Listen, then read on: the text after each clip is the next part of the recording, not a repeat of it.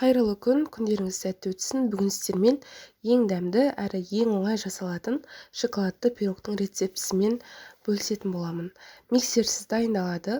Ортасы осындай нәп-нәзік, жұмсақ болып шығады. Жасап көріңіздер. Ең алдымен ыдысымызға ұнымызды салып аламыз. Ұнымызды міндетті түрде електен өткіземіз. Үстіне қантты және де какаоны өлшеп саламыз. Жарты шай қасық қатты толтырмай тұз қосамыз. Енді барлық құрғақ ингредиенттерді жақсылап біркелкі болғанша араластырып аламыз. Толықтай араласқаннан кейін үстіне сұйық майымызды құямыз. 3 жұмыртқамызды жарамыз. Жұмыртқа бізде S1 немесе S0 категориялы болғаны дұрыс. Сүтімізді құямыз.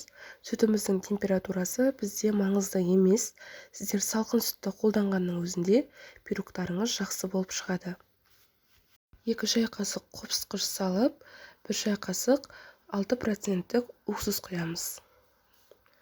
Уксусты дәл осы 6 немесе 9% қолданғандарыңыз дұрыс. Барлығын іртік қалдырмай, осылай массаңыз бір тегіс болғанша араластырамыз.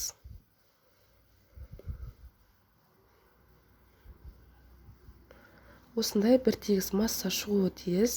Пешімізді алдын ала қыздырып қоямыз. Мен табаны майладым. Сіздер пергамент қолдана аласыздар.